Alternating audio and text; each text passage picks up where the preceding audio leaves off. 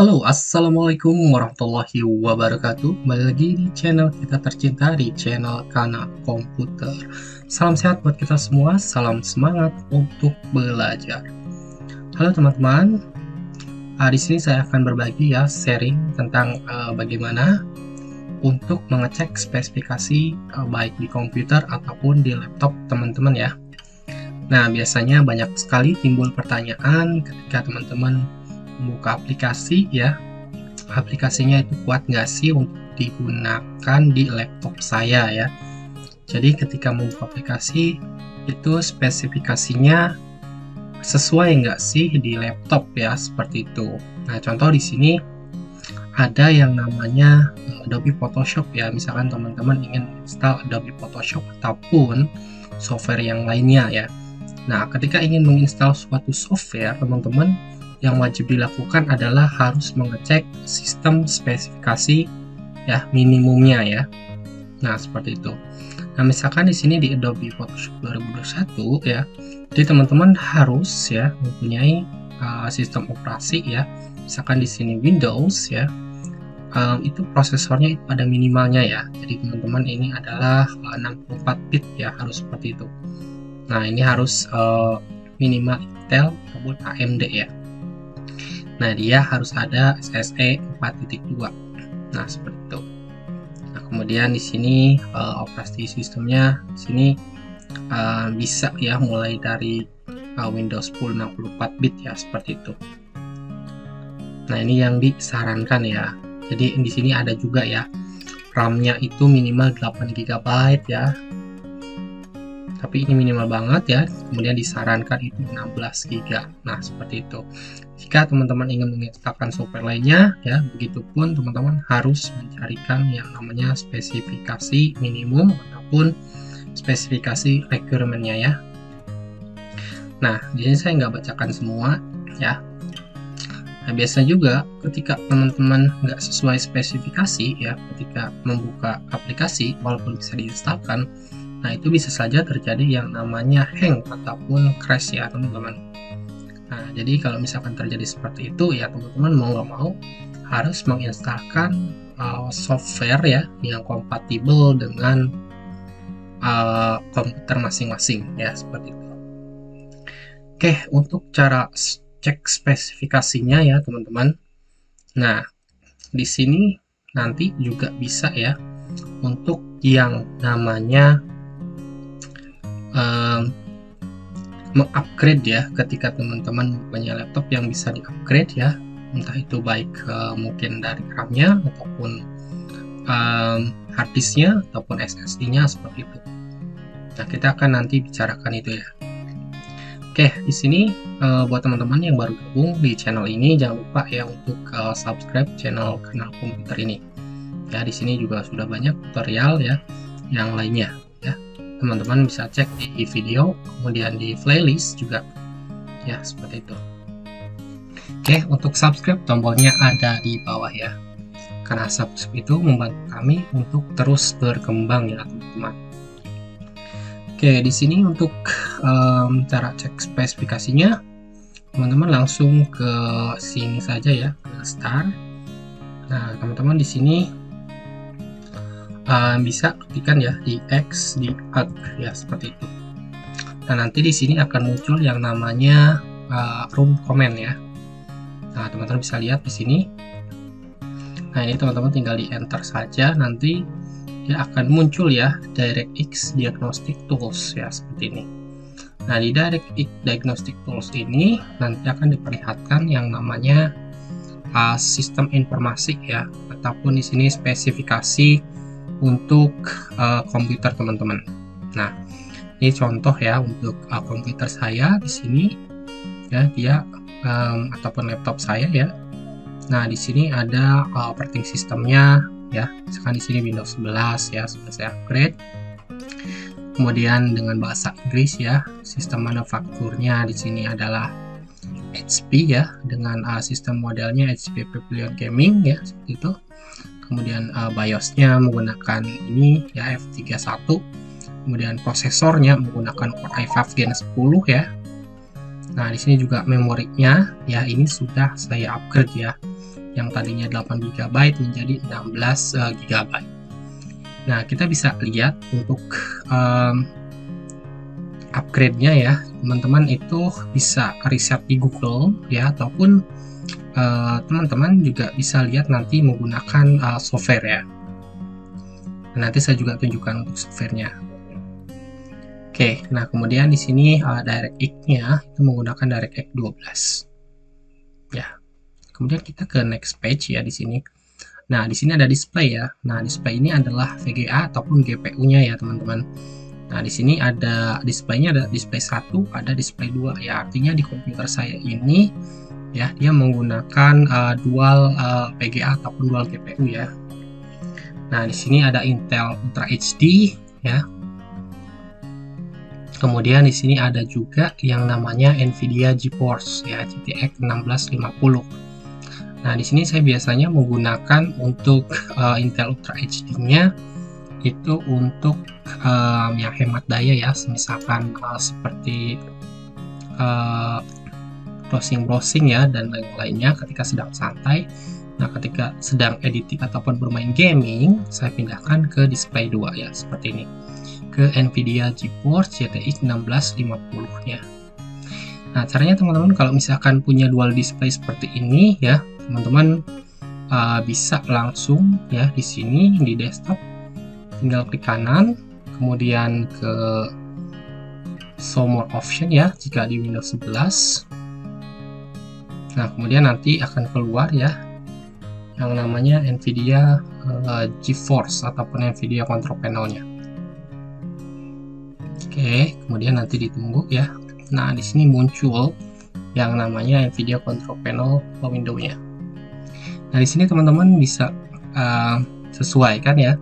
Ketika teman-teman mau main games ya ataupun mengedit video, ya ini teman-teman bisa menggunakan high performance-nya si GPU-nya ya, yang tinggi. Nah, kenapa di setting ke ini ya? Karena di sini untuk display-nya ini dia VRAM-nya lebih tinggi daripada si Intel Ultra HD ini ya, seperti itu. Oke, nah jadi teman-teman ya ini lebih bagus ya untuk misalkan editing ataupun gaming. Oke, kemudian kalau misalkan mau diganti ke Intel Ultra HD ya teman-teman di sini ya, integrated grafiknya seperti itu. Oke, namun teman-teman kalau misalkan di sini settingannya ke auto select ya di situ, nah, terkadang ketika teman-teman bermain game ya tiba-tiba frame rate-nya ya seperti itu bisa turun ya. Nah, jadi di settingnya kalau misalkan mau main game lebih baik ke high performance Nvidia prosesornya ya, biar nanti si software gamenya dia mendeteksi VGA yang lebih bagusnya ya, yang Nvidia ya, seperti itu. Oke, kalau misalkan teman-teman mau diganti ya tinggal diklik saja seperti ini, kemudian di apply seperti itu. Oke teman-teman ya, jadi itu sangat mudah sekali untuk switching ya dari display 1 ke display 2 ataupun ganti GPU. Oke, kita lanjut ya di sini teman-teman untuk sound ya, sound 1, sound 2 ataupun input ya, di sini juga ada. Nah, di sini ada juga mouse, keyboard ya untuk inputnya. Oke, nah setelah itu ya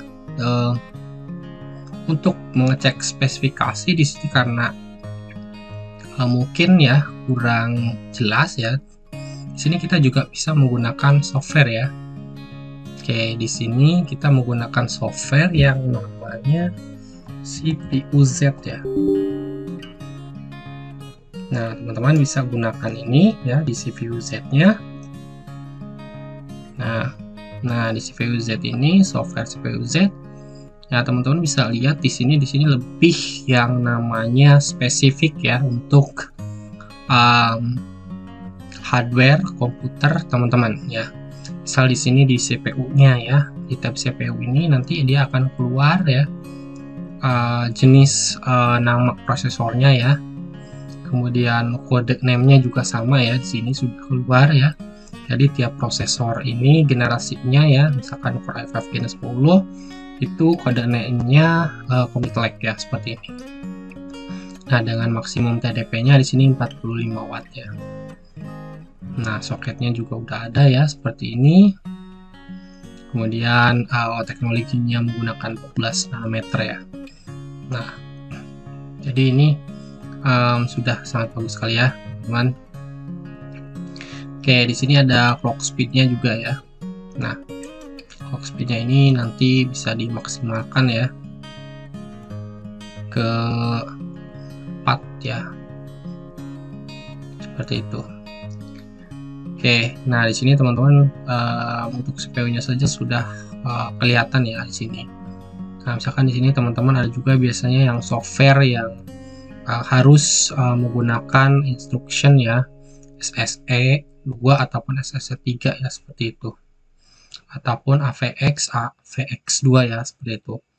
Nah, ini juga biasanya sering digunakan ya untuk 3D ya, seperti game-game 3D. Ataupun mungkin software yang berbasiskan AI. Oke, kemudian di sini jenis mainboard ya, juga di sini sudah langsung kelihatan ya. Di sini untuk motherboardnya ya, jenisnya apa, kemudian BIOSnya menggunakan apa ya, seperti ini. Nah, misalkan teman-teman udah lama BIOSnya bisa diupdate ya. Di sini ini versionnya masih baru ya, punya saya. Kalau misalkan nanti dia ada updatean terbaru ya, mungkin bisa diupdate ya. Oke, kemudian memorinya ya di sini. Nah, di sini adalah nanti teman-teman bisa lihat ya di sini untuk channelnya ya di sini. Nah, kalau misalkan di sini kita bisa lihat kalau misalkan 16 GB ya, ini dual channel ya, berarti di dalamnya itu ya untuk slotnya berarti ada dua macam ya, ataupun colokannya ada dua ya. Di sini untuk 8 GB dan 8 GB, jadinya 16 ya, jadi dua colokan.